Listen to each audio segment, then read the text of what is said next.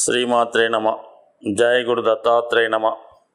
ఈ వీడియోలో మనం జూలై 7వ తారీఖు నుంచి 13వ తారీఖు మధ్యలో జరగబోయే వార ఫలాలు ఏ విధంగా ఉండబోతున్నాయి అని తెలుసుకోవడంలో మరి ఈ వారం యొక్క గ్రహస్థితి ఏ విధంగా ఉండబోతుంది అని పరిశీలించినప్పుడు యాజిటీజ్గా రాహు మీనరాశిలో సంచరిస్తూ కుజుడు సుమారుగా ఈ వారం 12వ తారీఖు వరకు కూడా మేషరాశి అందే సంచారం చేయడం జరుగుతూ ఉంటుంది. ముఖ్యంగా గురువు వృషభ రాశిలోనే సంచరిస్తూ మరి ప్రస్తుతం రోహిణి నక్షత్రం మీద సంచరించడం వల్ల మరి గురువుకి అది మిత్ర నక్షత్రం అవటం వల్ల ఒక విధమైనటువంటి గజకేసరి యోగం లాంటిది యాక్టివేట్ అవుతుంది. ఇది కొన్ని రాశుల వారికి చాలా అనుకూలమైన ఫలితాలు ఇవ్వడంలో సహాయపడే అవకాశం ఉన్నది.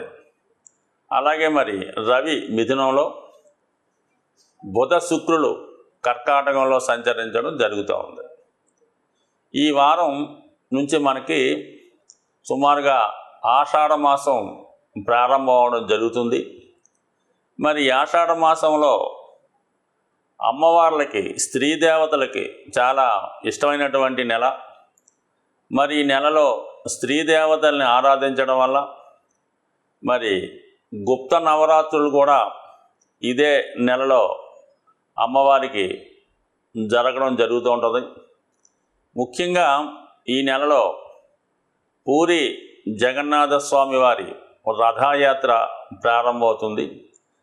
ఎవరైతే ఈ రాబోయే శ్రావణ మాసంలో కానీ రాబోయే కార్తీక మాసంలో వివాహం కొరకు ఎదురు చూస్తున్నారో, ఇంకా వివాహం జరగకుండా, వివాహం నిశ్చయం అవ్వకుండా సంబంధాలు అటు ఇటుగా ఊగిసలాడుతున్న వాళ్ళకి, అలాగే ముఖ్యంగా వివాహమై 2-3 సంవత్సరాలు అయినా కూడా ఇంకా సంతానం కలగకుండా ఉన్న వాళ్ళకి ఒక అద్భుతమైనటువంటి ప్రత్యక్ష రెమెడీ మరి మీకు ఈ నెలలో మాత్రమే అవకాశం కలుగుతుంది. కాబట్టి మరి ముఖ్యంగా ఈ పూరి జగన్నాథ స్వామి వారి రథయాత్ర మనకి జరుగుతుంటుంది.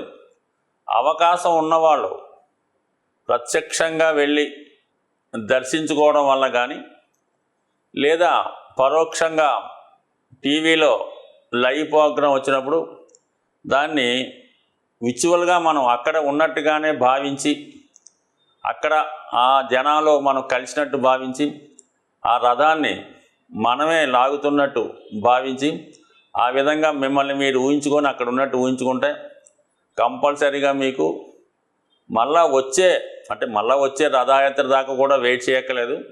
ఇంచుమించుగా మీకు చాలా వరకు వివాహ సంబంధించిన విషయాల్లో ఉన్నటువంటి సమస్యలు తొలుగుతాయి. అలాగే సంతానానికి సంబంధించినటువంటి విషయాల్లో కూడా మంచి అనుకూలత ఏర్పడుతూ ఉంటుంది. అయితే కొంతవరకు మరి ఈ వారం నుంచి ఈ గురుమౌఢ్యం, శుక్రమౌఢ్యం కూడా వెళ్ళిపోతున్నాయి. కాబట్టి వివాహాలైతే మన ఉభయ ఆంధ్ర ప్రాంతాల్లో చేసుకోవడం కుదరదు, కానీ కొన్ని శుభకార్యాలు లాంటి, అంటే మరి వివాహానికి సంబంధించిన వరకు అయిన పెళ్లి చూపులు లాంటివి కానీ, మాట ముచ్చట చేసుకోవడం కానీ చేసుకోవచ్చు. అయితే సాధ్యమైనంత వరకు వ్యాపార ప్రారంభాలు, ఇంకా విద్యా ప్రారంభాలు, ఏదైనా విద్యా సంస్థ ప్రారంభాలు లాంటివి చక్కగా చేసుకోవచ్చు. ఇంకా దాని తర్వాత మీకు వచ్చే శ్రావణ మాసంలో వివాహ ముహూర్తాలు, గృహప్రవేశ ముహూర్తాలు, సమస్త ముహూర్తాలు కూడా మీకు ఉండే అవకాశం ఉంటుంది. కాబట్టి ఈ నెలలో కొంతవరకు కూడా ఇల్లు మారడం అలాంటి కార్యక్రమాలు చేసుకునే అవకాశం ఉంటుంది. అవకాశం ఉన్న వాళ్ళు చేసుకోవడం మంచిది. వృశ్చిక రాశి వారికి మరి వార ప్రారంభంలో గురువు యాజిటీజ్గా 7వ స్థానంలో సంచరిస్తూ రోహిణి నక్షత్రం మీదకి మారాడనమాట. అంటే భాగ్యాధిపతి నక్షత్రం మీదకి మారడం వల్ల జాతకుడికి ఒక విధంగా అదృష్ట యోగం కలుగుతూ ఉంటుంది. అయితే అనుకోకుండా ప్రయాణాలు చేయవలసి రావడం కానీ, అలాగే వివాహ సంబంధించిన విషయాల్లో మీకు వివాహ ప్రయత్నాలు చేస్తున్న వారికి వివాహం నిశ్చయం అవడం, వివాహం కారణంగా అది దూర ప్రాంతం కానీ విదేశం కానీ వెళ్ళడం జరిగే అవకాశం ఉంది. ఇంకా అదనంగా ఏంటంటే ఎవరైతే పుణ్యక్షేత్రాలు దర్శిద్దాం అనుకున్నారో, అలాగే విహారయాత్రలు చేద్దాం అనుకున్న వాళ్ళకి కూడా మరి ఎక్కువగా ప్రయాణాలు చేయడం, అవి సుఖంగా సంతోషంగా హ్యాపీగా జరిగే అవకాశం ఉంది. గురువు ఎప్పుడైతే రాశిని వీక్షిస్తున్నాడో గురువు యొక్క అనుగ్రహం కూడా చాలా అనుకూలంగా ఉండే అవకాశం ఉంది. గతంలో కన్నా జాతకుడికి ఉద్యోగ ప్రయత్నాల్లో ఎక్కువ ఫలితం వచ్చే అవకాశం ఉంది. అలాగే ఉద్యోగం మారదాం అనుకున్న వాళ్ళకి కూడా మరి కొత్త అవకాశాలు రావడం జరుగుతుంది. దానికి కారణం ఏంటంటే అర్ధాష్టమ శనిలో ఉన్నటువంటి శని భగవానుడు వక్ర గమనంలోకి వస్తూ తృతీయ భావ ఫలితాలు కూడా ఇవ్వడం జరుగుతుంది. అంటే గతంలో మీరు ఏదైనా ప్రయత్నం చేసి విడిచిపెట్టి ఉంటే ఇప్పుడు తిరిగి ప్రయత్నం చేయడం వల్ల ఏంటంటే, ఒకటి వృత్తికారకుడు శని అవ్వటం వల్ల ఉద్యోగ ప్రయత్నాలు, తృతీయాన్ని చూడటం 3, 7, 11 యాక్టివేట్ అవుతాయి కాబట్టి వివాహ ప్రయత్నాలు లాంటివి ఏమన్నా ఉంటే మరి గురుబలం కూడా అనుకూలంగా ఉంది కాబట్టి గతంలో తప్పిపోయిన సంబంధాలు ఏమన్నా ఉంటే తిరిగి ప్రయత్నం చేసుకోవచ్చు. అలాగే భార్యాభర్తల మధ్య ఉన్నటువంటి విభేదాలు కానీ సమస్యలు కానీ ఉంటే అవి సామరస్యంగా పరిష్కరించుకోవచ్చు. అయితే ఇక్కడ భాగ్యస్థానం కూడా అనుకూలంగా ఉంది. ఇది స్త్రీలకు ఇంకా అనుకూలంగా ఉంటుంది. ఎప్పుడైతే శుభగ్రహాలు 9వ స్థానం అయినటువంటి చంద్రుని రాశిలోకి రావడం, ఆ చంద్రుడు కూడా మనకి అనుకూలంగా సంచరించడం, ఇవన్నీ కూడా జాతకుడికి ఒక విధంగా మరి వృత్తిలో అభివృద్ధిని రావడం జరుగుతుంటుంది. ఇది విద్యార్థులకి చాలా అనుకూలంగా ఉంటుంది. ఉన్నత విద్య అవకాశం కొరకు ఎదురు చూస్తున్న వాళ్ళు, ఏదైనా దూర ప్రాంతంలో కానీ స్వదేశంలో కానీ మెడికల్ సంబంధించినటువంటి విద్యలో ప్రవేశం కానీ ఈ విధంగా ఎవరైతే ప్రయత్నం చేస్తున్నారో వారికి చాలా చక్కగా గ్రహాలు అనుకూలిస్తున్నాయి. కాబట్టి వైద్య విద్యలో ప్రవేశం కొరకు ప్రయత్నం చేసుకునేవారు, అది పీజీ అవ్వచ్చు, కేవలం మెడిసిన్ ఎంబీబీఎస్ఏ కాకుండా దాని అనుబంధ శాఖలైనటువంటి కూడా చాలా మెడికల్ రంగంలో ఉంటుంటాయి. అటువంటి వాటిలో వాళ్ళ స్థాయిని బట్టి ప్రయత్నం చేస్తే తొందరగా మీకు వాటి యొక్క ఫలితం పొందే అవకాశం ఉంటుంది. ఎక్కువగా వృశ్చిక రాశి సహజ అష్టమ రాశి అవడం వల్ల ఎక్కువగా వీళ్ళకి మెడికల్ ఛాన్సెస్ ఎక్కువగా ఉంటాయి. ఇందులో రాశి చక్రంలో ఉన్నటువంటి 12 రాశుల్లో ఈ దుస్థానాలు కొన్ని ఉంటాయన్నమాట. అది 6వ స్థానమైనటువంటి కన్య, 8వ స్థానమైనటువంటి వృశ్చికం, 12వ స్థానమైనటువంటి మీనరాశి. ఇవి ఎక్కువగా ఈ మెడికల్ రంగంలో వారికి ఎక్కువగా ఇవి ఉపయోగపడుతుంటాయి అన్నమాట. దాంతో ఈ వృశ్చిక రాశి వారికి ఇది ఆకస్మిక సంఘటనలకి ప్రమాదాలకు కారణమవుతుంటుంది. దీనికి కారకుడుగా కుజుడు ఆపరేషన్లకు కారణమవుతుంటాడు. కాబట్టి ఎక్కువగా ఈ వృశ్చిక రాశి వారికి మెడికల్ రంగం రాణించే అవకాశం ఉన్నది. సో దాన్ని బట్టి ఈ సమయంలో గ్రహాల అనుకూలత కూడా ఉన్నది. అలాగే మెడికల్ విద్య అని ఎవరి జాతకంలో ఉంటుందో వాళ్ళకి కనీసం గురువు కానీ శని కానీ వక్రించి ఉండాలన్నమాట.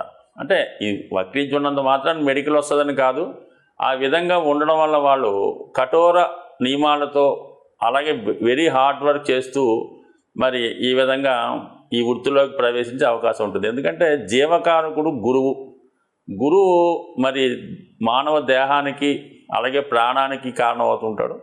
శని వృత్తికారకుడు. ఈ 2 గ్రహాలకి ఉన్న సంబంధం కూడా వైద్య వృత్తిలో ప్రవేశానికి అనుకూలత ఏర్పడుతూ ఉంటాయి. సో ఈ విధంగా మరి జాతకులకి మరి ఈ సమయంలో శని వక్రించడం, గురుగ్రహ అనుగ్రహం, బుధ శుక్రుల కలయిక, ఇవన్నీ కూడా జాతకుడికి ఉన్నత విద్యా అవకాశాలు పుష్కలంగా ఉన్నాయి. దాన్ని ఉపయోగించుకోవడం వల్ల ఖచ్చితంగా అనుకున్నటువంటి గమ్యం చేరే అవకాశం ఉంది. ముఖ్యంగా మనకి ఈ వారంలోనే ఆషాఢ మాసం ప్రారంభం అవడం జరిగింది. దాంతో మించుమించుగా మనకి ఈ నెల 15, 16 తారీఖులతో ఉత్తరాయణం కూడా కంప్లీట్ అయ్యి దక్షిణాయనం ప్రారంభం అవుతుంది. సో ఈ కారణం వల్ల ఏంటంటే ఈ ఆషాఢ మాసంలో ఎవరైతే ముఖ్యంగా ఆర్థికపరమైన ఇబ్బందుల నుంచి బయటపడదాం అనుకున్న వాళ్ళు ఎక్కువగా మీరు గ్రామ దేవతని ఆరాధించవలసి ఉంటుంది. అంటే కేవలం ధన విషయమే కాకుండా కుటుంబపరమైన సమస్యలు, వివాహపరమైనవి, సంతానపరమైనవి, ఏదన్నా మనకి ఈ ఈతి బాధలు చెప్పుకోలేని కష్టాలు ఉన్నప్పుడు వీలైతే మీరు ఈ ఉత్తరాయణం అంటే మనకి 16వ తారీఖు జూలై లోపులోనే ఏదైనా మీకు ఖచ్చితంగా గ్రామ దేవత అయి ఉండాలి. ఒక్కొక్క ప్రాంతానికి ఒక్కొక్క గ్రామ దేవత ఉంటారు. వాళ్ళకి సాధారణంగా ఆషాఢ మాసంలోనే అది వాళ్ళకి సంబరాలని తీర్థాలని జరుగుతుంటాయి కదా. మరి అటువంటి వాళ్ళు ఏదన్నా ఉంటే మరి ఈ నెల 16వ తారీఖు లోపల ఖచ్చితంగా గ్రామ దేవతని ఆరాధించి వాళ్ళకి తగు విధంగా నైవేద్యాలు చెల్లించి, కొంతమంది బోనాలు అంటారు, కొంతమంది నైవేద్యాలు అంటారు. అది ఒకటి ఆంధ్ర, ఒక విధంగా తెలంగాణ విధంగా ఉంటుంది. కాబట్టి మీకు తోచిన విధంగా వీలైతే వాళ్ళకి పసుపు కుంకాలతో సత్కరించి ఏదైనా ఒక నైవేద్యాన్ని సమర్పించడం వల్ల ఖచ్చితంగా మీకు ఈ పనుల్లో విజయం వహించే అవకాశం ఉంది. కుటుంబ సభ్యుల మధ్య సఖ్యత ఏర్పడుతుంది.